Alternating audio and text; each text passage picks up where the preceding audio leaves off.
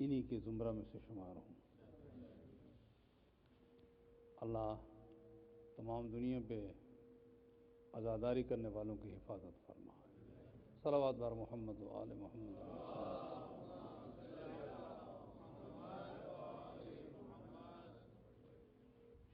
ہر آنے والا اپنی طرف سے کوشش کرتا ہے، باتیں وہی ہوتی ہیں، کوئی مختلف نہیں ہوتی، تھوڑا بہت اگر کوئی بیان کرنے کا طریقہ یا اختلاف ہو، لیکن وہ کوشش کرتا ہے کہ آپ کی خدمت میں مختلف انداز سے بات وہی پیش کرے، کیونکہ ظاہر ہے کہ دین اسلام میں نئی کوئی امینڈمنٹ تو ہوئی نہیں، وہی جو پہلے سے آیا ہے وہی ہے، قرآن وہی، مولا کا فرمان وہی، اور دعاؤں کے انداز وہی۔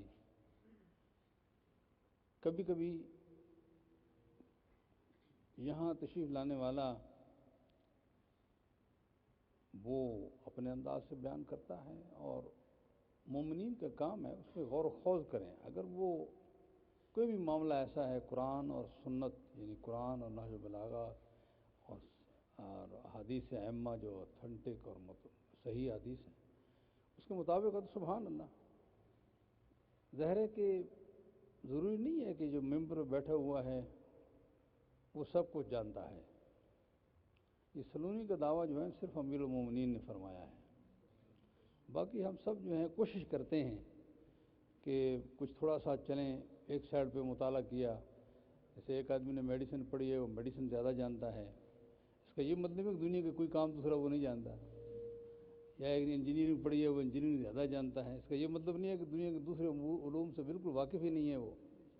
البتہ چلیے ہم نے زندگیاں گزاری ہیں اس میں، اس اساتید کسے پڑھا ہے، پھر اس کے بعد تھوڑا تھوڑا، تو یہ اس لیے کوشش کرتے ہیں کہ جو عقل و منطق کے مطابق چیز ہے وہ آپ کی خدمت میں پیش کی جائے، اور شریعت جو ہے وہ عقل و منطق کے خلاف نہیں ہے۔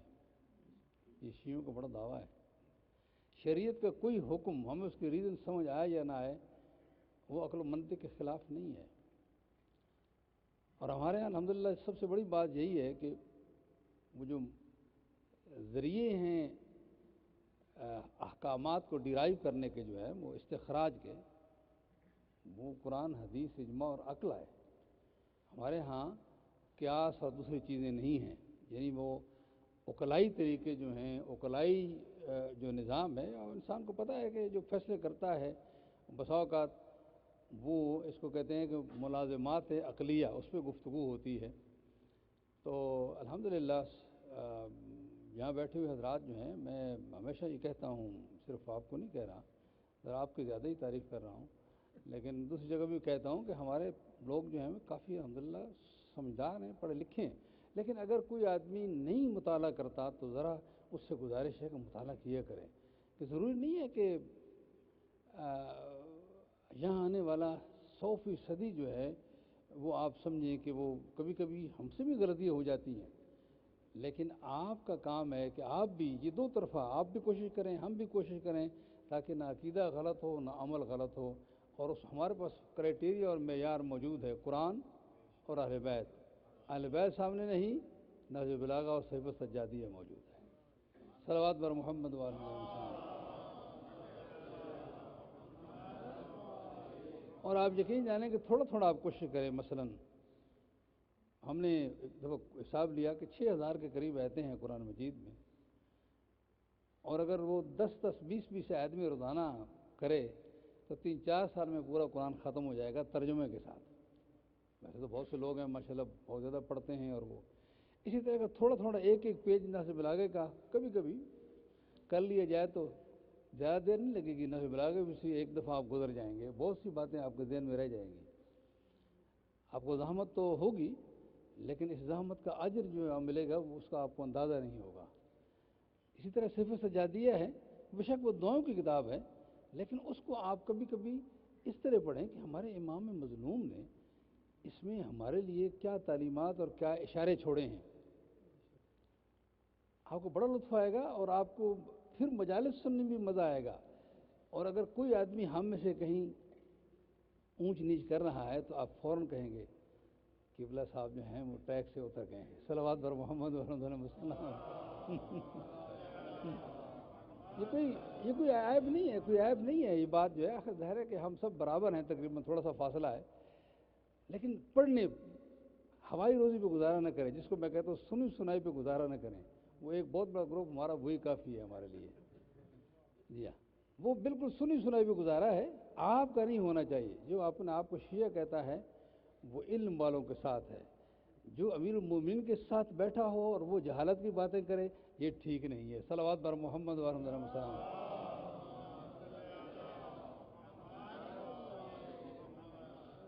میں کیا کروں کہ ائمہ کے جب فرامین پڑھتا ہوں ہمیں خود ڈر لگتا ہے کہ ہم پیچھے ہیں. ابھی امام جعفر الصادق صاحب فرماتے ہیں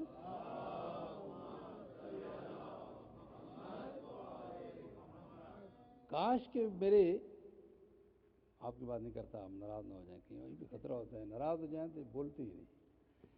فرماتے ہیں کاش کہ میرے شیعوں کو، جو کہ یہاں بات ہو رہی ہے بیسٹ میں، ہلکی پھلکی سزا دی جائے. یوں کہہ دیں، میں اپنے الفاظ تھوڑے سے بدل کر امام معاف کر دیں گے. ہلکی پھلکی سزا دی جائے تاکہ لیتفقہوا فی الدین، تاکہ سارے کے سارے وہ دین کے میں سمجھدار بن جائیں.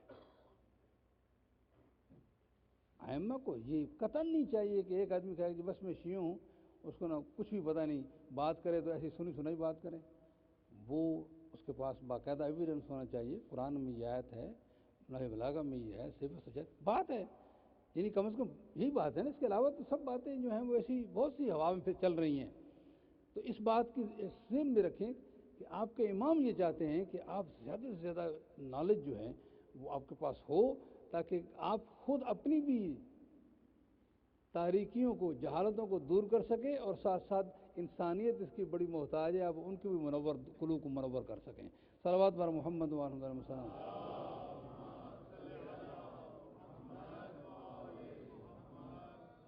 ہمارے عزیز نوجوان یونیورسٹیز میں جاتے ہیں، اور آج کل تو کوشچن ہوتا ہے اور لوگوں کو پتہ ہے. میں آ رہا تھا ابھی، امیگریشن آفیسر نے مجھ سے پوچھا why are you coming this time here in Canada for 15 to 16 days. Just usually go in these days in first calendar Islamic month. Oh in Muharram are you Shia? اس نے سیکنڈ کوشچن کیا. اس یہ نہ سمجھے کہ اب دنیا جان گئی ہے کہ ایک گروپ ہے جس مسلمانوں میں جس کو شیعہ ہیں، اور یہ بھی جان گئی ہے کہ ان کا بیہیویئر دوسرے جنگلیوں سے بہتر ہوتا ہے. سب جان گئے نا. یہ جو پہن کر جیکٹیں پہن کر جناب مارکیٹوں میں گھس جانا، مسجدوں میں گھس جانا، پتہ ہے سب یہ جنگلی قانون ہے، جنگلی سوچ ہے. آج بھی آپ دیکھیں کہ جو سیریا میں گئے ہیں، اپنے آپ کو مجاہدین کہتے ہیں، انسانوں کے جو ہیں وہ سر کاٹ کے ان سے فٹ بال کھیل بنایا ہوا ہے. یہ تو آئے یوٹیوب پہ آئے، میں ایسی بات نہیں کر رہا کہ آپ کو نئی خبر دے رہا ہوں، دنیا کو پتہ ہے. بلکہ یہ کمیونسٹ یا سوشلسٹ کہہ لیں، پوٹن، وہ جب گیا وہاں ہمارے انگلینڈ میں آیا تو اس کو پریس کانفرنس کر رہے تھے اپنے اس کے ساتھ، کیمرون کے ساتھ. تو اس کو کہنے لگا تم جن کا ساتھ دے رہے ہو وہ لوگ ہیں کہ جو انسانوں کے سر کاٹ کر، انسانوں کے، زندہ انسانوں کے جگر کھاتے ہیں. اس جگر خوار کا الفاظ استعمال کیے. میں نے کہا ہم تو کب سے رو رہے ہیں کہ یہ جگر خوار کا بیٹا اس نے کیا کام کر دیا ہے نا. یعنی حضرت حمزہ کے متعلق دہرانے کی ضرورت تو نہیں ہے نا. مطلب کہنے کہ یہ کہ ایک صورت حال ہے آپ کے متعلق. الحمدللہ آپ کا انداز، آپ کا انسانیت، یہ بہت دنیا اس کو جانچ. درست ہے کہ پروپیگنڈے کرتے رہیں، لیکن وہ اس بات پر قائل ہو چکے ہیں کہ اگر کوئی مناسب مسلمانوں میں گروپ ہے جس کی سوچ سے ہی انسانیت کے ہمدرد ہیں، وہ شیعہ ہیں. صلوات بر محمد ورحمۃ اللہ وسلم. حیدری، ماشاء اللہ ماشاء اللہ. اور یہ کوئی ایسی دیکھیں، ائمہ نے آپ کو یہ کہا ہے، مجھے کہا ہے، آپ کو کہا ہے، میں آپ کو نہیں کہہ رہا، مجھے کہا ہے کہ شیعو تمہارے اعمال سے دیکھیں لوگ کہیں کہ ہاں یہ جعفر صادق کے شیعہ ہے. کونوا لنا زینا ولا تکونوا لنا شینا. ہمارا اخلاق، ہمارا اٹھنا بیٹھنا، ہمارے گفتگو، انسانیت کی ہمدردی، اس سے پتہ چلنا چاہیے کہ ہم واقعی جعفر صادق سے ان کے ماننے والے ہیں. کیونکہ یہ بالکل جو میسج جاتا ہے نا افعال سے، وہ کال سے کم جاتا ہے، جس کو انگریزی میں کہتے ہیں، میرے خیال میں غلط نہ بولوں تو، کہ action specs louder than word, کہ ایکشن جو ہے وہ الفاظ سے زیادہ پاورفلی بولتا ہے. تو ہمیں الحمدللہ کہیں بھی ہم ہیں اس کو سامنے رکھنا چاہیے تاکہ ہماری وجہ سے کہیں ہمارے ائمہ کی بدنامی نہ ہو. صلوات بر محمد و آل محمد. میرے مولا آقا نے امت کی اصلاح کا بیڑا اٹھایا اور بہت بڑی قربانی دی پیغمبر کے صرف 50 سال بعد. اس کا مطلب امت میں بہت زیادہ فساد ہو گیا تھا آلریڈی. کس چیز میں ہوا؟ یقین جانے آپ اسٹڈی کریں اس بات کو. آپ اس زمانے میں دیکھیں لوگ کی سوچ توحید کے بارے میں کیا تھی، رسالت کے بارے میں کیا تھی، خود نماز روزے کے بارے میں کیا تھی، قرآن کے بارے میں کیا تھی. یعنی بالکل آپ سوچیں گے کہ یہ کہاں سے 50 سال کے اندر یہ تبدیلیاں کیسے آ گئیں، لائی گئیں. کیونکہ لوگ حکومتوں کو مضبوط کرنے میں لگے رہے. یہ بات جملہ ذرا اس کو نوٹ کر لیں. حکومتوں کو مضبوط کرنے میں لگے رہے، اقتدار کو مضبوط کرنے میں لگے رہے، اسلام کی اصل تعلیمات کی طرف متوجہ ہی نہیں ہوئے. اگر آل محمد کی ہستیاں نہ ہوتی اور ان کے شاگرد نہ ہوتے، آج ان کے پاس بھی کچھ نہ ہوتا، ہمارے پاس بھی کچھ نہ ہوتا، ان کے پاس بھی کچھ نہ ہوتا. یہ انہی ہستیوں نے قربانیاں دے کر جو آج اسلام باقی ہے ہمارے اور آپ کے پاس، وہ انہی کی قربانیوں کا نتیجہ ہے. اور اسلام کو اتنی یہ نہیں کوئی لمبی چوڑی بات ہے. اصول الدین 5 ہیں، فروع الدین جو آپ 9 10 11 جو گنتے ہیں وہی ہیں، اور اس کے علاوہ تو زندگی کے معاملات چلتے ہیں انہی کے انڈر ہی چلتے ہیں. لیکن ہر چیز میں تبدیلی، ہر چیز میں تبدیلی. یہ پتہ ہے آپ نے عدل کیوں رکھا اصول الدین میں؟ ہم نے امامت کیوں رکھی اصول الدین میں؟ یہ اس لیے تو رکھی کہ لوگ عدل سے ہی، یعنی خداوند متعال کے بارے میں، خدا جس کو چاہے جہنم میں ڈال دے، اسے نہیں پوچھا جا سکتا. بھائی نہیں پوچھا جا سکتا، بالکل صحیح ہے. لیکن اس نے جو اعلان کر رکھا ہے کہ تم بھی عدل کرو میں بھی عدل کرتا ہوں. جب خدا دوسروں سے ڈیمانڈ کرتا ہے کہ عدل کرو، وہ خود ظلم کیوں کرے گا؟ ظلم ہوتا ہے جہالت کی وجہ سے، ظلم ہوتا ہے کمزوری کی وجہ سے، ظلم ہوتا ہے خواہش کی فورس کی وجہ سے، جو انسان کی خواہش ہو. خدا میں کوئی خواہش نہیں ہے، خدا میں کوئی کمزوری نہیں ہے، کوئی جہالت نہیں ہے، اور اس کو کوئی ضرورت نہیں ہے. وہ کیوں ظلم کرے؟ کس لیے ظلم کرے؟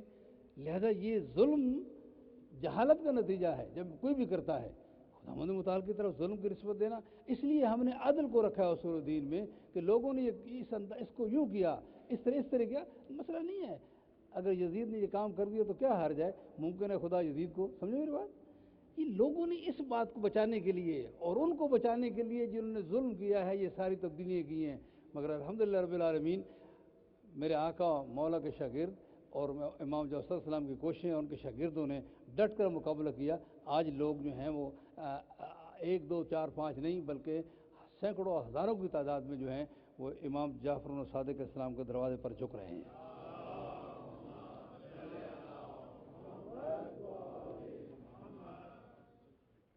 انہوں نے ریلائز کر لیا کہ ان کے بغیر کوئی راستہ نہیں ہے. یہ ان کی محنت ہے، ٹھیک ہے وقت لگتا ہے کیونکہ پروپیگنڈا بہت شدید ہوتا ہے، آدمی سوچ بھی نہیں سکتا. لیکن آج سارے باؤنڈریز ختم ہو گئی ہیں اور الحمدللہ آج ہر طرف سے انسان جو ہے وہ صرف ہمیں تھوڑا سا مناسب بات کرنی چاہیے تاکہ لوگ ہماری بات سن لیں، تاکہ لوگ ہماری بات سنیں. یہ سیکھنا ہے، ہم نے مجالس سے سیکھنا ہے اور ہم نے آپس میں ایک دوسرے کو سکھانا ہے تاکہ لوگ ہماری بات سن لیں اور اس میسج کو آگے بڑھنا چاہیے. تو میرے آقا نے ہر جگہ امامت کا تعارف اس لیے کرایا کہ یہ مرکز علم ہے، مرکز ہدایت ہے رسول اللہ کے بعد. اگر امامت کے تعارف نہیں ہوگا تو لوگ کہاں سے ہدایت لیں گے؟ مولانا نے امامت کو تعارف کرایا. امامت ہمارے ہاں، آپ کل بھی میں نے عرض کیا ہے کہ سب سے بڑا عہدہ ہے اللہ کی طرف سے.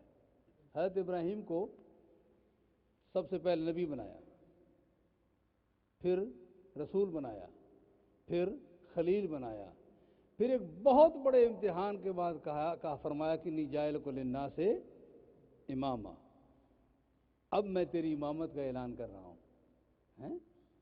بہت بڑے امتحان کے بعد. ہمارے ائمہ میں اور حضرت خلیل میں صرف فرق یہ ہے، ان کو امتحان کے بعد امامت ملی، ہمارے ائمہ بچپن سے امام ہیں. پسند آ گئی یہ بات؟ تو پھر کیا کرنا چاہیے؟ ہے نہیں کچھ نہ کچھ چلتا رہتا ہے. یعنی ہمارے ائمہ کو بچپن سے امامت ملی. ہاں البتہ اور بات، ہر امام ایک وقت میں ایک امام ہوتا ہے. یہ کل بھی میں نے عرض کیا آپ کو، دو نہیں ہوتے. حضور کے زمانے میں حضور امام تھے، حضرت علی ان کے ماتحت امام تھے. امام علی کے زمانے میں امام علی امام تھے، امام حسن ان کے ماتحت امام تھے. امام حسن صاحب کے زمانے میں امام حسین امام تھے، نہ امام حسن صاحب امام تھے، امام حسین ان کے ماتحت امام تھے. حکم امام حسن کا چلتا تھا. یہ بات سمجھے؟ ایک امام ایک وقت میں ہوتا ہے. آج کون ہے جی؟ دلیل کیا ہمارے پاس کہ آج بھی ہونا چاہیے؟ اس لیے کوشش کرنی چاہیے تاکہ ایسے نہ ہو. میرے پاس ایک شیعہ بزرگ آیا کہ لیکن مولانا مانتے تو ہیں جیسے آپ لوگوں نے کہا اور ہم بھی کہا 12 امام ہیں. سچی بات ہے کہ 12 امام کے بارے میں کوئی دلیل ذہن میں نہیں آتی. کچھ لوگ بول پڑتے ہیں، کچھ نہیں بولتے، چپ چپ رہتے ہیں. چپ چپ نہیں رہنا چاہیے، دلیل ہے، دلیل کو حاصل کرنا چاہیے. میں نے اسے کہا قرآن ہے. ہاں قرآن تو ہے. میں قرآن ہے تو پیغمبر نے کہا ساتھ ساتھ اہل بیت کی فرض بھی ہوگی. سمجھائی؟ انی تارکن فیکم مستقلین کتاب اللہ و اطرتی اہل بیتی. میں تمہیں دو چیزیں چھوڑ کر جا رہا ہوں، قرآن اور اطرت و اہل بیت. لن یفترقا حتی یرد علی الحوض. یہ دونوں میں درمیان سے چھوڑ رہا ہوں، یعنی آپ بالکل گمراہ نہیں ہوں گے جب تک ان دونوں کا دامن تھامیں گے. اور یہ ایک دوسرے جدا نہیں ہوں گے حتیٰ کہ اکٹھے میرے پاس حوض کوثر پہ آئیں گے. قرآن ہے تو اہل بیت کی فرد ہونی چاہیے. یہ تو عقل منطق کا تقاضا بھی ہے. ساتھ ساتھ مضمون بھی فرمایا 12 امام ہیں میرے پاس، 12 خلیفے ہیں، 12 یہ سنیوں کا بھی ہے. صحیح مسلم کتاب الامارت میں ہے. یہ اگر آپ کو دیکھنا چاہیں صحیح مسلم موجود ہے کہ 12 کی تعداد موجود ہے. وہ بھی ٹرائی کرتے ہیں 12 کو گننے کی، درمیان میں یزید آ جاتا ہے. نہیں سمجھ میری بات؟ یعنی علامہ سیوطی نے تاریخ الخلفاء میں گننے کی کوشش فرمائی تو گنتے گنتے جب پہنچے درمیان میں یزید آ گیا. آپ کیا کریں؟ اب پھر کچھ کہتے ہیں ٹھیک ہے جی، ابن عربی کہتا ہے، غزالی صاحب کہتے ہیں بھائی سچی بات ہے کہ یہ بھی امام ہے. چلیں ہم اپنے اصولوں کو توڑیں. جس کی لوگ بیعت کر لیں وہی امام ہوتا ہے نا. وہاں کی بات کر رہا ہوں، ادھر کی بات کر رہا ہوں. آپ سے نہیں، آپ نہیں کرتے. جس کی بیعت لوگ کر رہے ہیں وہی امام بنتا ہے نا. جب لوگوں نے بنانا ہے تو سچی بات یہ ہے، ایمانداری کی بات یہ ہے کہ پہلوں سے یزید بڑا امام ہے، سوائے 2-4 آدمیوں کے باقی سب نے بیعت کر لی. باقی سب نے بیعت کی بات ہوتی ہے تو یزید بڑا امام ہے. اس لیے امام غزالی اور ابن عربی کہتے ہیں کہ یزید، کیا جملے ہیں کہ حسین قتل ہوئے اپنے جد کی تلوار سے. ایک کہتا ہے کہ حرام ہے واعظ پر کہ امام حسین کا ذکر کرے، اس لیے کہ اس سے بغض صحابہ بڑھتا ہے. بات امام حسین کی شہادت کی ہے، صحابہ خواہ بیچ میں گھستے ہیں. یعنی صحابہ کس سے کیا تعلق ہے بھائی؟ یا تو آپ کو ماننا پڑے گا کہ صحابہ کا کوئی ہاتھ ہے اس میں. یعنی ریسرچ کرو نا، آپ انویسٹیگیٹ کرو، پولیس کے حوالے کر دو. آپ کینیڈین پولیس کے حوالے کرو، وہ آپ کو کر دے گی کہ کون اس میں ہاتھ ہے. صلوات بر محمد علیہ السلام کس کا ہاتھ ہے. وہ حوالے وہ نہیں دیکھیں گے یہ سنی، وہ دیکھیں گے پوری ریسرچ انویسٹیگیشن کریں گے، پہنچ جائیں گے کہ یہ کس کا ہاتھ ہے. خیر بہرحال ان کی مرضی کی بات ہے. لیکن یعنی اصول کو نہیں توڑنا چاہیے. ہم ان کو شاباش کہتے ہیں جو کہتے ہیں، میں آپ مانیں نہ مانیں بھائی یزید کی تعریف کرتے ہیں اس لیے کہ ان کا اصول ہے، اس کو ماننا چاہیے انہیں. اگر نہیں مانتے تو سب کچھ چھوڑ دو. یعنی اگر بیعت اور ووٹنگ کا سسٹم نہیں مانتے تو پھر اول سے سٹارٹ کرو، سب کو چھوڑ کر علی کے دروازے پر آ جاؤ. نہیں تو اصول جو بنایا اس کو مانو، اس اصول کے مطابق وہ خلیفہ ہے. بہرحال یہ امام حسین علیہ السلام کی محنتوں کا نتیجہ ہے کہ آج ہر بندہ خواہ دل سے مانتا ہے، دیکھیے بنوری ٹاؤن والے دل سے مانتا ہے کہ یزید خلیفہ ہے، لیکن یزید کے حق میں بات کھل کر نہیں کر سکتا. یہ حسین کا نتیجہ ہے، یہ حسینیت کا نتیجہ ہے کہ وہ جو دشمن کی سائڈ پہ کھڑے ہیں اب وہ بھی آسانی سے بات نہیں کر سکتے کہ بھئی وہ ٹھیک تھا.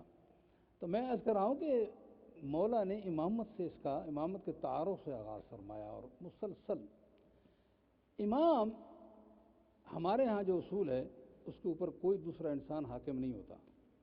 کیا تعریف ہے یا نہیں؟ تعریف ہے نا. اچھا خوشی ہوئی ہے تو نعرہ حیدری. بھائی میں اتنے جوش سے نہیں پڑھ سکتا کہ آپ سے نعرے لگوایا جائے، میں خود ہی لگوا لیتا ہوں. آرام آرام سے بات ذہن میں جانی چاہیے. کوئی آدمی امام سے اوپر نہیں ہوتا، اور امام ہر مسئلے میں امام ہوتا ہے. یہ خالی انہی کے خلیفہ بن گئے حکمران. امام علم میں امام، سمجھ رہے ہیں بات؟ علم میں امام،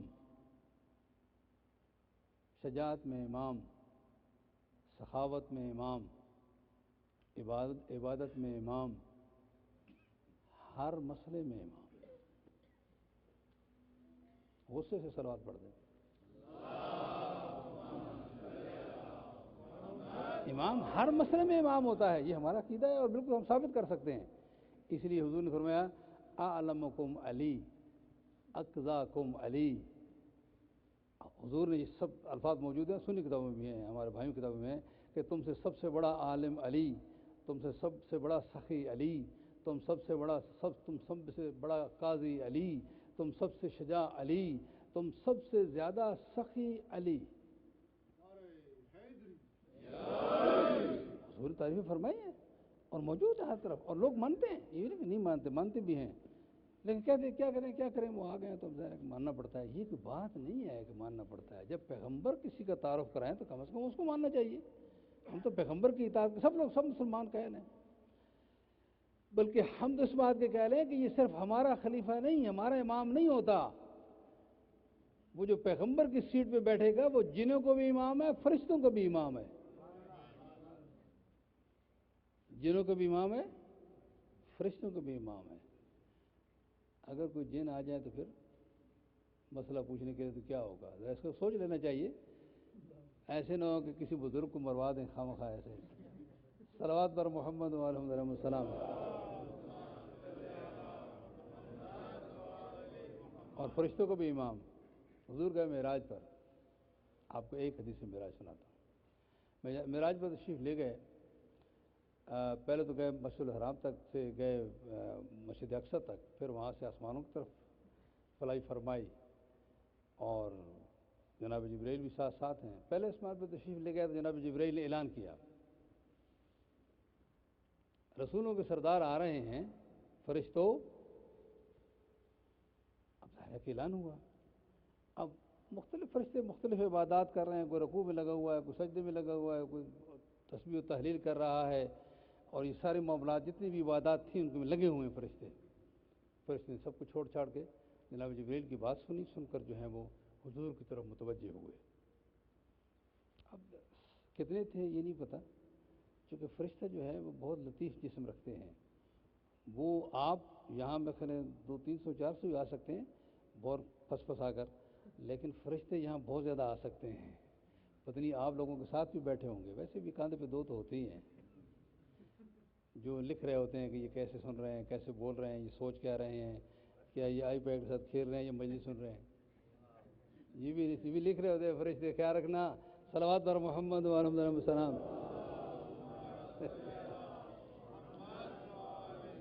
کوئی ایسا نہ ہو اگر رپورٹ چلے جائے مجلس حسین کی اور آدمی آئی پیڈ سے لگا ہوا ہے اپنے جو ہے ٹیکسس پہ لگا ہوا، ٹیکس کر رہا ہے، جواب کر لے رہا ہے. نہیں یہاں ذرا بند کر کے جیب میں ڈال دو. فرشتے سب نے عبادت چھوڑ دی.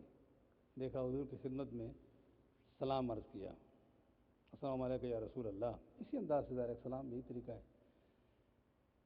اس کے بعد فرشتے نے پوچھا، ایک جملہ ایک سوال کیا، کیف اخوک علی بن ابی طالب، آپ کے بھائی علی کیسے ہیں؟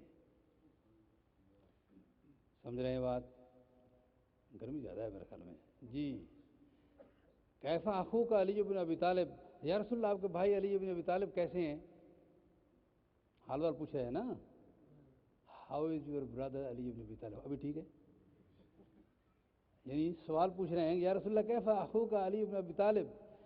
حضور نے ایک اور سوال کیا، پوچھا اتعرفونہ، کیا تم اس کو جانتے ہو؟ اب فرشتے نے ایک جواب دیا، چونکہ میں 7ویں آسمان تک جا کر پھر واپس آتا ہوں، سب آسمانوں میں یہی اعلان ہوا، حضور آ رہے ہیں، جناب جبرائیل نے اعلان کیا، لوگو فرشتوں، فرشتے ساری باتیں چھوڑ کر جو ہیں وہ حضور پر متوجہ ہوئے، سلام عرض کیا، زیارت کی۔ ایک ریزن بیان کر دوں معراج کی، پھر میں آگے چلتا ہوں۔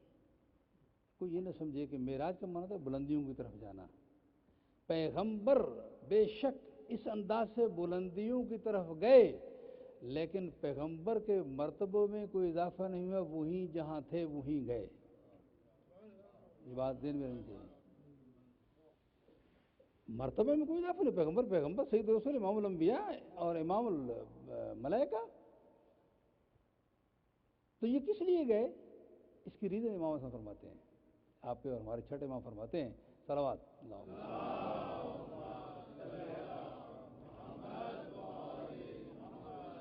آسمانی مخلوق نے رب العالمین سے عرض کی، یعنی سارے فرشتوں نے، اور باقی جو کچھ بھی تھا ہمیں نہیں پتا، ہم بہت سی مخلوق واقف ہی نہیں ہیں، آپ اس کو جانتا ہے تو میں بتا دینا، میں نہیں جانتا۔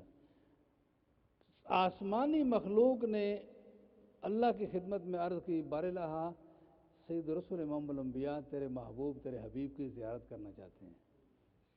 پیغمبر کو بے شک آسمانوں کی سیر کرائی گئی، لیکن اصل میں یہ ہستیاں ان مخلوق کو پیغمبر کی زیارت کرائی گئی، اس لیے گئے۔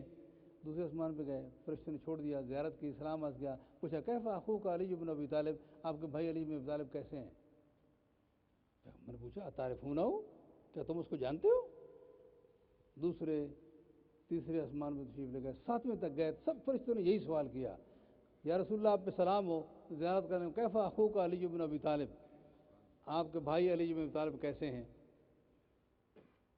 اب اس کے بعد جو جملے میں کہوں گا اس میں نہ ڈھیلی سلوات سننا چاہتا ہوں، نہ ڈھیلا ڈھالا نعرہ سننا چاہتا ہوں، یہ سارے کا سارا جو ہے وہ سسٹم مکمل ہوا، پورا پروسیس مکمل ہوا، پیغمبر چھٹے آسمان 7ویں میں گئے، پیغمبر سے فرشتوں نے سوال کیا کیف اخوک علی بن ابی طالب، آپ کے بھائی علی بن ابی طالب کیسے ہیں؟ اتعرفونہ، کہ آپ جانتے ہیں؟ سب فرشتوں نے پہلے آسمان سے لے کر 7ویں آسمان تک یہ جواب دیا، یا رسول اللہ جب سے اللہ نے ہمیں پیدا فرمایا ہے، پہلے اپنی الوہیت کا اقرار کروایا ہے، پھر آپ کی رسالت کا اقرار کروایا، پھر آپ کے بھائی علی ولی کی ولایت کا اقرار کروایا ہے۔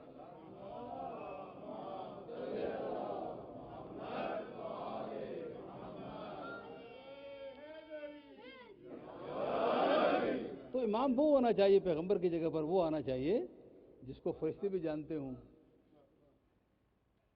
اور ایسے نہ ہو کہ کوئی فرشتہ آئے تو حضرت کو فرشتے ہی چھوڑ جائیں، یہ بھی ہو سکتا ہے، ظاہر ہے کہ آسان نہیں ہے فرشتوں کو دیکھنا، بھی بہت مشکل ہے، اس لیے وہ امام ہو اگر فرشتے پر نظر بھی پڑے تو اس کو محسوس نہ ہو، کیونکہ نئی بات نہیں ہے، نہیں سمجھے؟ اس میں اگر میں ایک تھوڑی سی روایت بیان کر دوں جو سعادت الدارین والے نے لکھی ہے، امام حسین السلام پیدا ہوئے،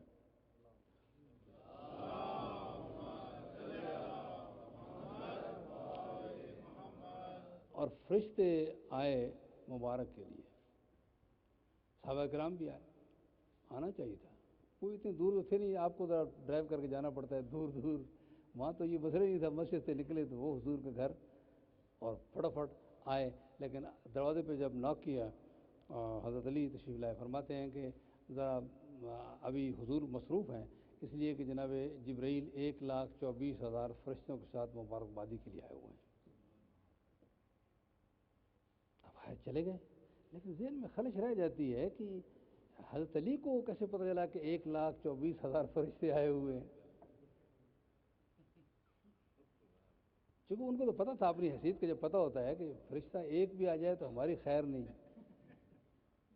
1,24,000 فرشتے آئے ہوئے ہیں، آخر پریشان، چلے گئے، واپس آئے تو حضور کی خدمت میں آخر مبارکباد تو دینی پڑتی ہے، یا رسول اللہ آپ کی خدمت میں مبارکباد، ہم پہلے بھی آئے تھے لیکن آپ مصروف تھے، حضرت علی نے ہمیں بتایا کہ آپ مصروف ہیں، حضرت جبرائیل آئے ہوئے ہیں 1,24,000 فرشتوں کے ساتھ۔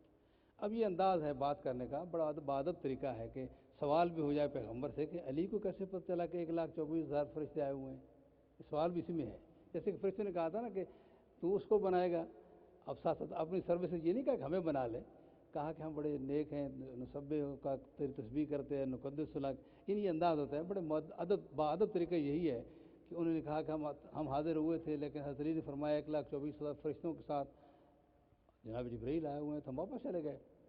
اچھا، اب حضور نے بھی نہ آؤ دیکھا نہ تاؤ، کہا علی بتاؤ تمہیں کیسے پتہ چلا کہ 1,24,000 فرشتے آئے ہوئے ہیں؟ یہ طریقہ ہوتا ہے نا آخر لوگوں کو بتانے کا، ٹیچ کرنے کا۔ آپ کو کیسے پتہ چلا کہ 1,24,000 فرشتے جو ہیں وہ مبارکبادی کے لیے آئے ہیں؟ اب آپ سنیں، آپ کو لطف آئے گا۔ مولانا نے فرمایا یا رسول اللہ، ہر فرشتے نے آ کر ایک مختلف زبان میں آپ کو مبارکباد دی، میں گنتا گیا 1,24,000 فرشتے نکلے۔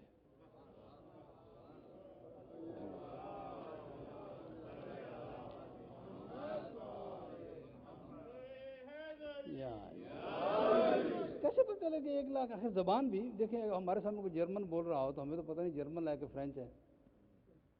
جب تک میں جانتا نہیں کہ جرمن کیا ہے فرینچ کیا ہے، میں کچھ سمجھے نا، میں کچھ جانتا ہوں تو مجھے پتہ ہے کہ جرمن ہے یا فرینچ ہے، ورنہ شو ہے۔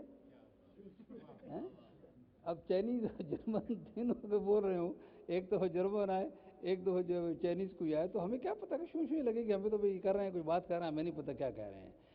اس سے پتہ چلا کہ علی ولی 1,24,000 زبانوں کے عالم تھے، 1 2 4 5 نہیں، 1,24,000 زبانوں میں مبارکباد دے گی۔ یہ علی ولی کی علمی مقام ہے۔ کون پہنچ سکتا ہے حضرت علی کے علمی مقام تک؟ ہمیں یہ نہیں کہا گیا کہ آپ حضرت علی کے علمی مقام تک چلے جائیں یا عبادت کر لیں، ایسی نہیں، تھوڑا سا فالو کر کے، تھوڑا سا علم حاصل کر لیں علی سے، اور تھوڑا سا علی کو فالو کرتے ہوئے عبادت کر لیں، یہ ہماری ذمہ داری ہے۔ اور تھوڑی سی جو بات سمجھانا چاہتے ہیں وہ سمجھ لیں، اس پہ ناراض نہ ہوا کریں۔ صلوات بر محمد و الحمد للہ وسلم۔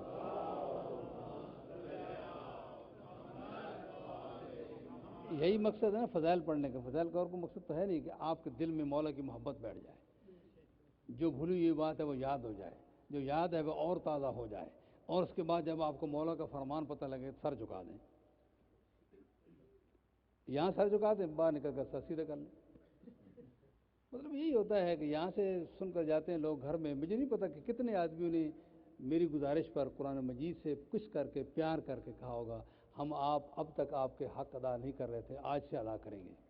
مجھے نہیں پتا، اور یقیناً میں توقع رکھتا ہوں، اتنا ظن رکھتا ہوں کہ مومنین جو کبھی کوتاہی کرتے ہیں قرآن مجید کے پڑھنے میں، وہ فیصلہ کر لیا ہوگا اس محرم میں کہ اب ہم قرآن مجید کو پڑھنے میں کوتاہی نہیں کریں گے۔ چونکہ میں نے یہ جملہ کہا، دوبارہ ریپیٹ کرتا ہوں کہ ایک معصوم آپ کے گھر میں بیٹھا ہے، اس سے سلام دعا کر لیا کرو۔ صلوات بر محمد و الحمد للہ وسلم۔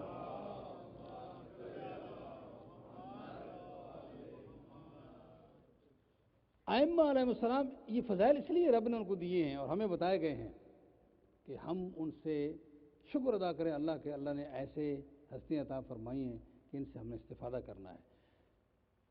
لوگ پہلے بھی اللہ کو مانتے تھے، لیکن درمیان میں مشکلیں آ گئیں۔ مثلا آپ قرآن مجید پڑھ لیں، بت پرستوں کی باتیں، بتاؤ زمین و آسمان کو کس نے بنایا؟ کہتے ہیں اللہ نے۔ بتاؤ یہ پانی کس نے نازل کیا، رزق میں کون دیتا ہے؟ کہتے ہیں اللہ نے۔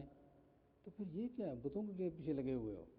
کہیں گے یہ شفیع ہیں، ہمارے سفارشی ہیں، ہاں اولئک شفعاؤنا عند اللہ۔ یہی غلطی کی نا انہوں نے، ورنہ خدا کے سارے معاملات کو یہ خود قرآن گواہ ہے۔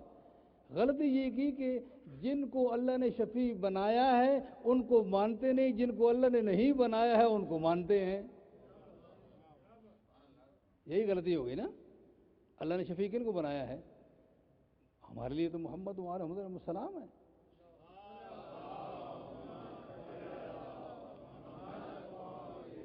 سارا عقیدہ صحیح ہونے کے باوجود ایک غلطی کر ڈالی۔ یہ بہت ضروری ہے کہ انسان سوچ سمجھ کر قرآن حدیث اور ائمہ سے لے کر اپنی سوچ بنائے۔ اگر اپنی طرف سے بنائے گا نا، یہ نہیں ہوتا، یہ کیوں نہیں سکتا، یہ کیوں نہیں سکتا، تو پھر معاملہ گیا۔ کیونکہ معصوم ہر چیز کی لمٹ ہے، آپ کے ذہن کی ایک حد ہے۔ آپ توحید کے بارے میں ایک لمیٹڈ حد تک جا سکتے ہیں جہاں تک معصومین پکڑ کر لے جائیں۔ آپ رسالت کے بارے میں حد تک جا سکتے ہیں، آپ مولا کے بارے میں بھی، امامت کے بارے میں ایک حد تک ہی جا سکتے ہیں، اس آگے ایک حد تک، مگر ایک حد تک جانا ضروری ہے۔ یہ نہیں کریں جی بس جی ہم تو سمجھ ہی نہیں سکتے، مولا کو لیا چھوڑ دو، ہم تو یہ حضور کو سمجھ ہی نہیں سکتے، چھوڑو جی بات ہی مکاؤ۔ ہم تو توحید کو سمجھ نہیں سکتے جی، سمجھ نہیں سکتے۔ آپ کو اللہ نے مکلف کیوں کیا ہے؟ امام علی فرماتے ہیں، اسی پہلے خطبے جس کو میں روزانہ پڑھتا ہوں، اس کے بعد اول الدین معرفت ہو، اگر دیندار بننا ہے تو رب کی معرفت حاصل کرو۔ بات پیاری لگی؟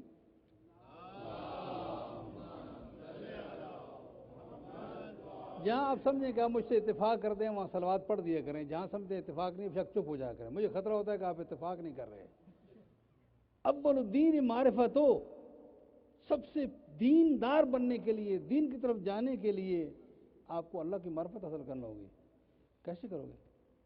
اللہ تو نہ آنکھوں سے دیکھا جا سکتا ہے، نہ کان سے جو ہے کچھ سنا تو جا سکتا ہے اس کے بارے میں، نہ اس کے بعد ہاتھ کو چھو جا سکتا ہے، ہوا سے خمسہ اس کو ٹچ نہیں کر سکتے، تو کیسے ہوگا یہ بات؟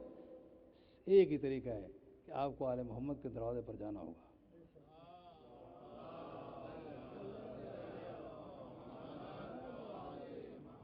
بہت سے مسائل جو ہمارے اپنی کمیونٹی میں آ گئے ہیں، وہ میں آپ ناراض نہ ہو کریں، ان مسائل کا ذکر کرنا ضروری ہے، ورنہ ہمارے لوگ خاموشی سے ہضم کرتے جائیں گے، پھر نکالنا بڑا مشکل ہو جائے گا۔ اس لیے ان مسائل پر غور کیا کریں کہ معصومین نے کہاں کہاں سے روکا ہے۔ میں ابھی بیان نہیں کرتا، صرف آپ سے یہ کہتا ہوں کہ 79 اور 80 نمبر آیت ہے، اس کو آپ تھوڑا سا گھر جا کر یہ اس کی سورہ آل عمران کی سورہ النساء کی 79 اور 80 نمبر آیت ہے، دو آیتیں چھوٹی چھوٹی آیتیں، ایک آپ پڑھ لینا جا کر سورہ طٰہٰ کی 132 نمبر آیت ہے یا 31 ہوگی شاید، کہ اس میں رب العالمین اپنے پیغمبر سے حبیب سے کیا فرما رہا ہے۔ اس آیت میں تھوڑا سا میں جملہ عرض کر دوں، اس آیت میں فرما رہا ہے کہ ہم کسی کو نبی بنائیں تو وہ کبھی نہیں کہے گا، کسی انسان کو اگر ہم نبوت دیں کتاب دیں، وہ کبھی نہیں کہے گا کہ تم فرشتوں کو رب مان لو یا نبی کو رب مان لو۔ یہ اس آیت میں یہ جو سورہ النساء کی آیت ہے 79 اور 80 دو چھوٹی چھوٹی آیتیں ہیں، اور اس آیت میں کیا فرما رہا ہے رب؟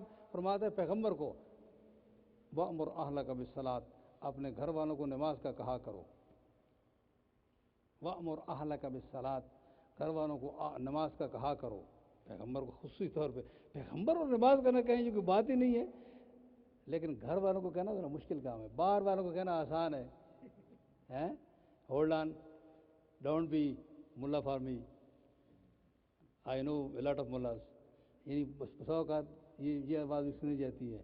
اگر کمیونٹی میں کوئی بندہ جو ہے بچہ نوجوان نماز پڑھنا شروع کر دے، ہی ہیز بیکم ملا very soon very in early age, نہیں بھائی، نماز ملا کا کام نہیں ہے، مومن کا کام ہے۔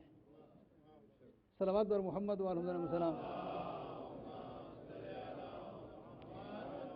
میں یہ باتیں کیوں کہہ رہا ہوں؟ میں اسی کمیونٹی کے باہر سے نہیں آیا، میں اسی کمیونٹی کا فرد ہوں، یہ بات سنا ہے میں نے۔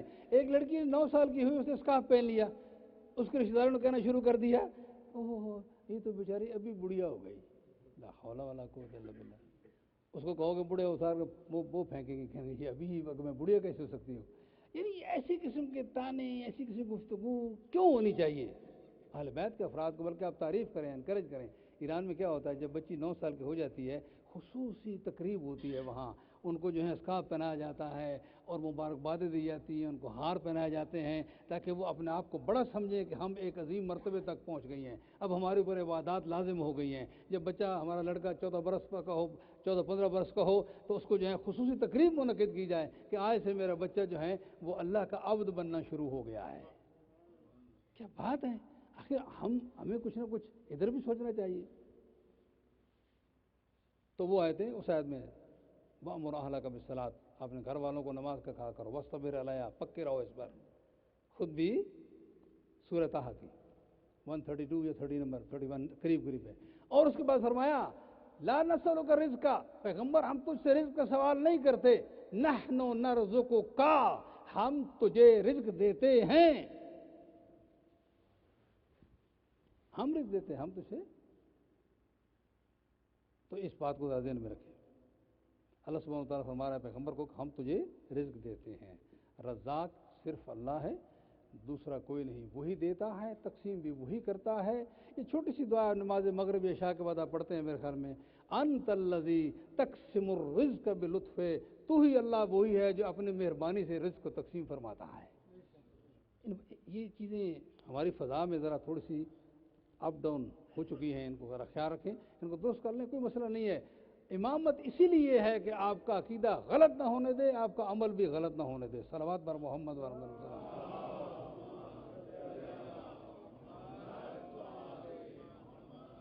آپ کو اس بات پہ غصہ تو نہیں آیا نا؟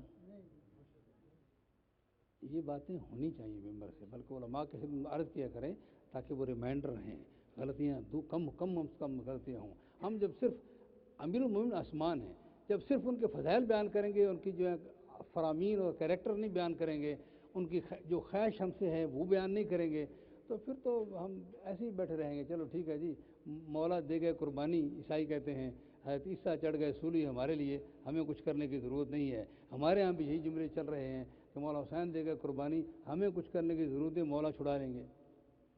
چھڑا لیں تو ہمیں کوئی مسئلہ نہیں، ہمیں کوئی پرابلم نہیں، لیکن نہ چھڑائیں تو کیا بنے گا؟ یعنی کم از کم مولا کی بات تو سنو۔ اگر نماز کو چھوڑا جا سکتا تو آپ کے مولا حسین میدان کربلا میں نماز نہ پڑھتے، مشکل وقت تھا، ہے نہیں بات؟ اگر چھوڑا جا سکتا کتنا مشکل وقت تھا، بہت مشکل وقت تھا، لہذا مشکل ترین وقت میں بھی اس کو نہیں چھوڑا جا سکتا جب تک کہ ہوش حواس ٹھیک ہیں، پاگل نہیں ہوا بندہ۔ اور جو آدمی اپنے آپ کو پاگل ڈکلیئر کر دے نماز نہ پڑھا کرے، معاف کرنا۔ السلام صلوات بر محمد و علیہ وسلم۔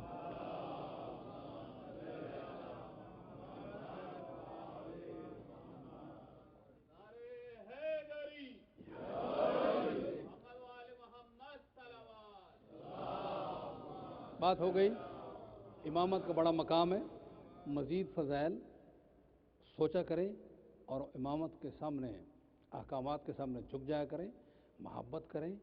یقین جانیں امام حسین صلی اللہ علیہ وسلم نے سارے سسٹم کو بچانے کے لیے خاص پلاننگ کی۔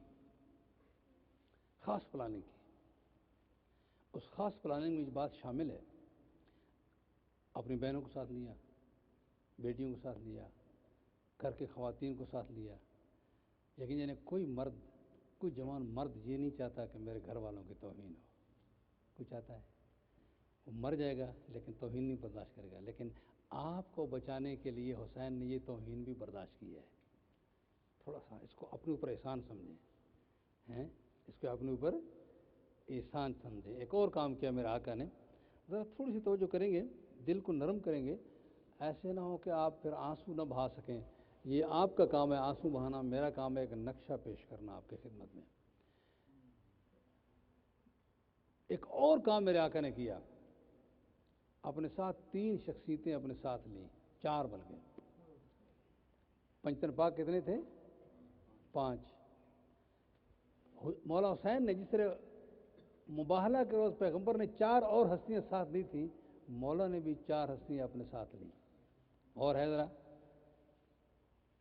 فاطمہ کبریٰ کی شکل ہو بہو جناب زہرا جیسی تھی، جناب فاطمہ کو ساتھ لے لیا۔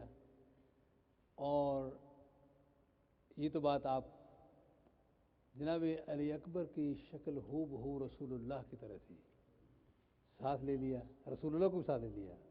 یعنی ایک جناب فاطمہ کو لیا اپنی ماں کی، اور جناب رسول خدا کو بھی ساتھ لے لیا، اور پھر میں کہا کرتا ہوں حسن مجتبیٰ کو بھی ساتھ لیا، اس لیے ایک جناب قاسم کی شکل جناب حسن مجتبیٰ کی طرح تھی۔ اور حضرت علی کو بھی ساتھ لے لیا، وہ خود بھی تھے اور عباس مثل علی تھے۔ امام حسین ایسا تھا، پوری پلاننگ کے ساتھ کربلا میں آئے تاکہ لوگوں کو میں متوجہ کر سکوں کہ غلطی کہاں سے ہوئی۔ عزادارو، جناب علی اکبر کا کردار اس حدیث سے، میرے مولا آقا حسین کی حدیث سے پتہ چلتا ہے کہ بعض علماء اس سے کچھ اور بھی استفادہ کرتے ہیں۔ فرمایا کہ میرا یہ بیٹا شکل میں بھی رسول، گفتگو میں بھی رسول، منطقاً اور چلنے میں بھی رسول، بیٹھنے میں بھی رسول، ہر اینگل سے یہ میرا بیٹا رسول ہے۔ فرمایا نا مولا نے، فرمایا نا مولا نے جناب علی اکبر کے بارے میں کہ رسول اللہ کو لے کر گئے۔ اگر ہم حضرت علی اکبر کے اس حدیث کو لے کر فضائل بیان کرنا چاہیں تو ٹھیک ٹھاک اس کے لیے ٹائم چاہیے کہ پیغمبر کے فضائل یہ ہیں وَإِنَّكَ لَعَلَىٰ خُلُقٍ عَظِيمٍ. اب میں اس کو یوں لے جاؤں نا علی اکبر وَإِنَّكَ لَعَلَىٰ خُلُقٍ عَظِيمٍ تو خلق عظیم کا مالک ہے. یہ دونوں شہزادے جناب علی اکبر اور جناب عباس جب کبھی مدینے کی گلیوں میں چلا کرتے تھے تو مدینے کے لوگ دونوں طرف کھڑے ہو کر قمر بنی ہاشم کا رسول اللہ کے چہرے کا زیارت کیا کرتے تھے. کیا خوبصورت منظر ہوگا. علی اکبر کے ہاتھ میں عباس کا ہاتھ ہے, دونوں مدینے کی گلیوں میں جا رہے ہیں, لوگ سائڈ پہ کھڑے ہو کر ان کی زیارت کر رہے ہیں. کوئی جناب علی اکبر اور جناب عباس کے چہرے مبارک کی نورانی چہروں کی زیارت کر رہے ہیں. یہ بالکل لکھا ہوا ہے. جناب علی اکبر کے ساتھ محمد صلی اللہ علیہ وسلم کو بے پناہ محبت تھی. علی بن شاہزان کہتا ہے کہ میں مسجد کوفہ میں بیٹھا ہوا تھا, جناب علی اکبر نے ایک خواہش کا اظہار کیا. ذرا توجہ رہے. خواہش کہا بابا اب انگور کھانے کو جی چاہ رہا ہے, اب انگور کھانے کو جی چاہ رہا ہے. وہ کہتا میں ابھی بیٹھے ہوا تھا, چند لمحے نہیں گزرے مولا نے ہاتھ اوپر کیا اور انگور سامنے حاضر ہو گئے. کہا علی اکبر اللہ کے ولیوں کے لیے اس سے بہت زیادہ نعمتیں اللہ نے رکھی ہوئی ہیں. اب یہاں تک آپ پہنچ گئے. اب میں صرف ایک جملہ کہنا چاہتا ہوں یہاں پورا مصائب پڑھنے سے پہلے. مولا حسین چند گھونٹ پانی کے علی اکبر کو لا دے دو, چند گھونٹ پانی کے لا کر دے دو. یقین جانو بڑا سخت امتحان تھا امام حسین سے, سخت امتحان. اب پتہ نہیں یہ فیصلہ نہیں ہو سکتا کہ ان میں سے کون سخت امتحان تھا, جناب علی اکبر کا بھیجنا یا جناب علی اصغر کا شہید جو ہے نا ہاتھوں پر. کتنا بڑا امتحان تھا, فیصلہ کرنا بڑا مشکل ہے. لیکن مجھے تھوڑی سی بات ایک سمجھ آتی ہے کہ جناب علی اکبر کا بھیجنا بہت بڑا امتحان تھا, سخت امتحان تھا. اس لیے کہ دل پیغمبر سے جو محبت تھی مولا حسین کو, وہ علی اکبر نہیں جا رہے ہیں. میں کہتا ہوں یہ محمد مصطفیٰ جا رہے ہیں, علی اکبر نہیں جا رہے, محمد مصطفیٰ جا رہے ہیں. عزاداران حسین اس پہ ذرا توجہ کرے, اس بات پر خیال رکھنا کہ آخر وہ مرحلہ آیا. میں ہمیشہ کہتا رہتا ہوں کہ امام حسین صلی اللہ علیہ وسلم نے بہت سی جگہ پر, یعنی جب پہلی مرتبہ جنگ شروع ہوئی فرمایا تقدم علی اکبر, صحابہ آگے آ گئے. اب میں یہ دوسرا مرحلہ پڑھتا ہوں کہ جب خاندان بنی ہاشم کی قربانیوں کا وقت آیا, اس وقت بھی ان نوجوانوں نے علی اکبر کو آگے نہیں جانے دیا, علی اکبر کو آگے نہیں جانے دیا, بلکہ سب لگتا ہے کہ آگے آ گئے. اس لیے کہ ہم جب تک زندہ ہیں یہ آپ کی جو رسول اللہ کی جو زیارت گاہ ہے اس کو نہیں جانے دیں گے. لیکن سب کی خواہش ہو کہ شاید علی اکبر بچ جائیں, شاید علی اکبر بچ جائیں, ہماری جان جاتی تو جائے, لیکن حسین کی جو محبت کی مرکز ہے علی اکبر وہ زندہ بچ جائیں. لیکن نہیں ہوا. وقت آیا کہ اب کوئی نہیں رہا. حضرت علی اکبر آتے ہیں بابا کی خدمت میں, بابا حل لی من رخصہ, کیا مجھے اجازت ہے کہ میں جاؤں؟ یہ پتہ ہے یہ جملہ اس میں کیا ہے کہ مجھے موت کی اجازت ہے, مجھے مرنے کی اجازت ہے. کیا زبردست. پتہ نہیں, میں تو یوں کہوں گا علی اکبر یہ بابا کو اس مرحلے پر تنہا نہ چھوڑو اور یہ موت کی اجازت نہ مانگو. اور یہاں جب جناب علی اکبر نے یہ عرض کی مولا بابا حل لی من رخصہ, کیا مجھے اجازت ہے, تو میرے آقا نے یہ کسی کے ساتھ بھی نہیں کیا. جناب علی اکبر کے ساتھ خصوصی اہتمام فرمایا علی اکبر خیمے چلے جاؤ. سمجھے میری بات؟ علی اکبر خیمے میں چلے جاؤ. عزادار علی اکبر خیمے میں جاتے ہیں. حبیب ابن مسلم کہتا ہے کہ اور تو مجھے نہیں پتا اندر کیا ہوا, لیکن میں نے دو باتیں میں نے دیکھی ہیں کہ خیمے سے اس قدر دھوڑ اٹھ رہی ہے, لگتا ہے کہ بیویاں ماتم کر رہی ہیں اور سر پہ خاک ڈال رہی ہیں. ایک چیخ و پکار کی آواز ہے خیمے سے. جب جناب علی اکبر جب جاتے ہیں نا خیمے میں تو کہتا ہے دھوڑ اٹھ رہی ہے. ہاں ایک اور بات اس نے کہی ہے, ذرا توجہ رہے دادارو. کہنے لگا میں نے دیکھا 3 مرتبہ پردہ اٹھا اور پھر گرا. علی اکبر باہر آنا چاہتے تھے پھر اندر چلے گئے. علماء اس کی وجہ بیان کرتے ہیں. اب ذرا تھوڑا سا یہ دن ہے رونے کے, اپنی توجہ کو اس منظر پہ لے جائیں جو میں عرض کر رہا ہوں. 3 مرتبہ پردہ اٹھا خیمے کا, پھر علی اکبر اندر چلے گئے, پھر واپس آئے. اور اس کا مطلب علماء یہ بیان کرتے ہیں, لگتا ہے کہ جب علی اکبر باہر نکلنا چاہ رہے ہوں گے نا تو کوئی ایک بیوی بے ہوش ہو گئی.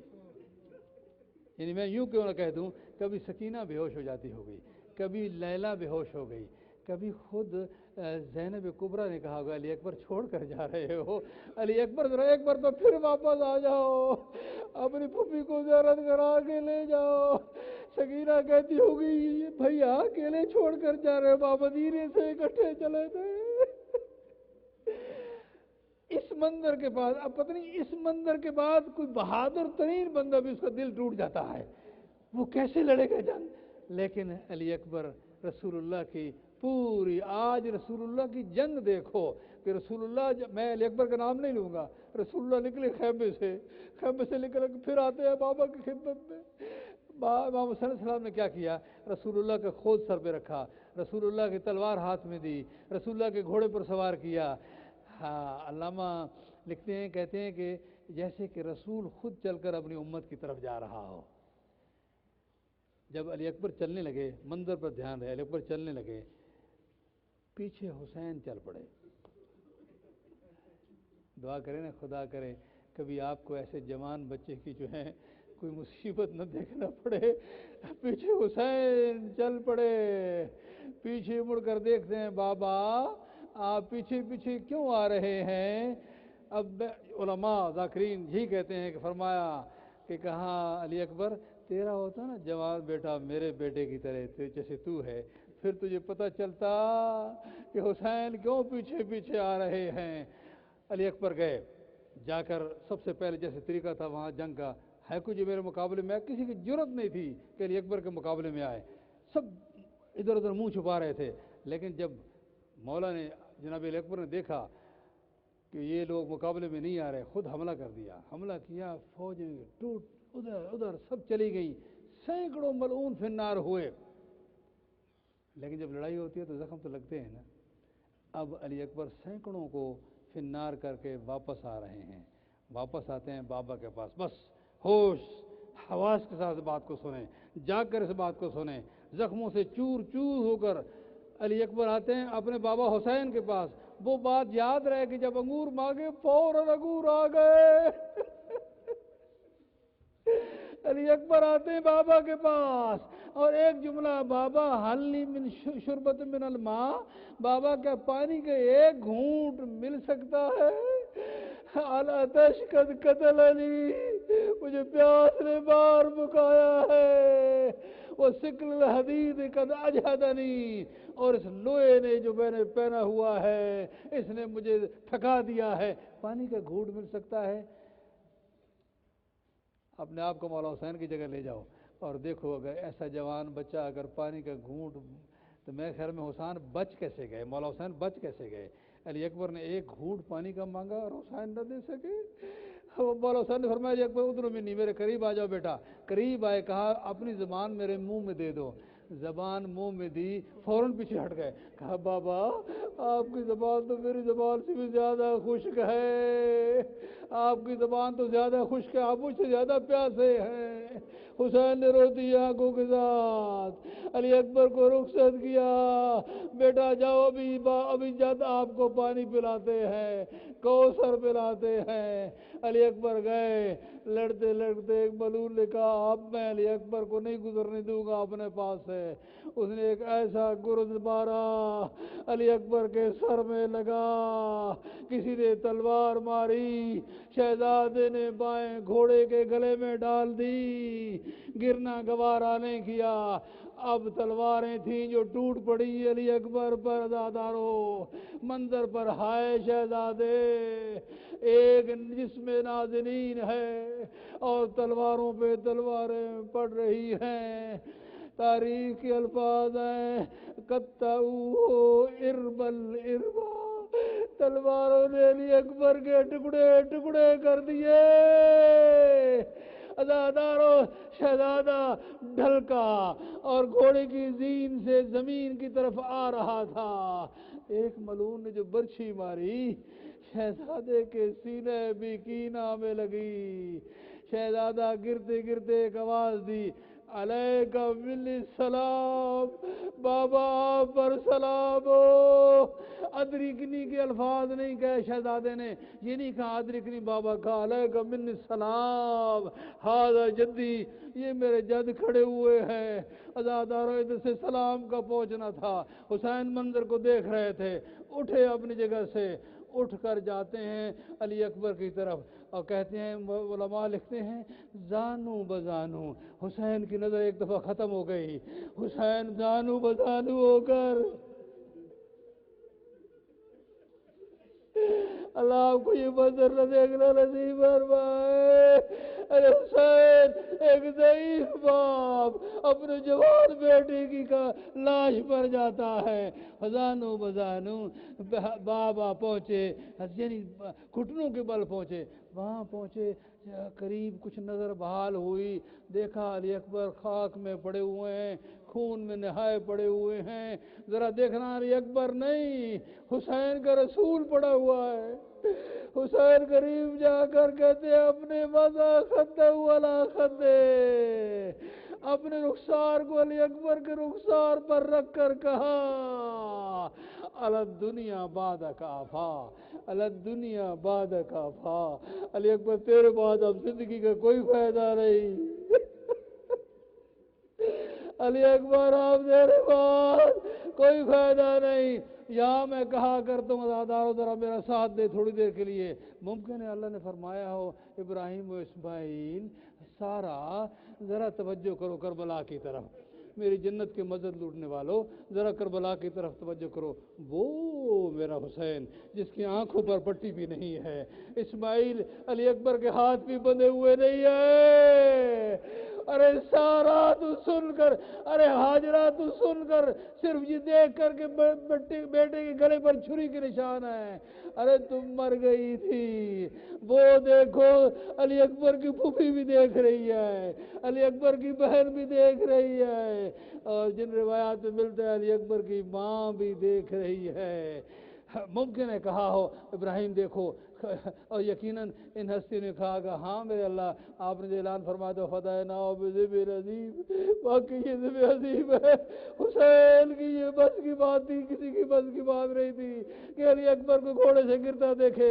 عزادارو مولا حسین ذرا تھوڑا سا اپنے آپ کو سنبھالا دینے کے بعد مولا جناب علی اکبر کی لاش کو اٹھایا، تھوڑی سی اس میں تھکی بات نہ سنیں، لاش کو اٹھایا، دیکھو ایک ضعیف باپ جوان کی لاش کو اٹھا کر لا رہا ہے، جوان کی لاش کو اٹھا کر لا رہا ہے، کہتے ہیں کہ بچوں نے ساتھ دیا، لگتا ہے کہ جناب عباس موجود نہیں تھے، بچوں نے سہارا دیا حسین کو، کہا ہوگا نا میرے حسین نے کہا ہوگا ہائے میں اکیلا جوان بیٹی کی لاش لا رہا ہوں، لاش کو لائے، وہاں رکھا گنج شہداء میں، اور خیمے کی طرف متوجہ ہوئے، سب سے پہلے جناب سکینہ آئی، اخی علی اکبر، او میرا بھائی علی اکبر کہاں ہے؟ پوچھا، جواب ہوا قتلوہ النعام، ان کو لعینوں نے قتل کر دیا ہے۔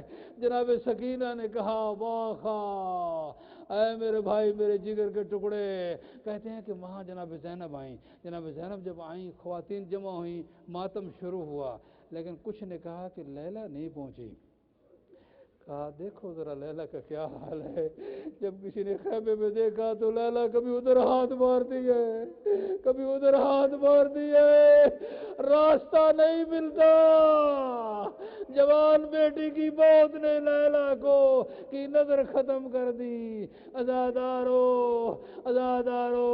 حسین کے ساتھ ایک جملہ کہو، اے میرے مولا حسین، تجھے علی اکبر کی شہادت پر تعزیت پیش کرتے ہیں، الا لعنۃ اللہ علی القوم الظالمین وسیعلم الذین ظلموا ای منقلب ینقلبون۔ ماتم حسین۔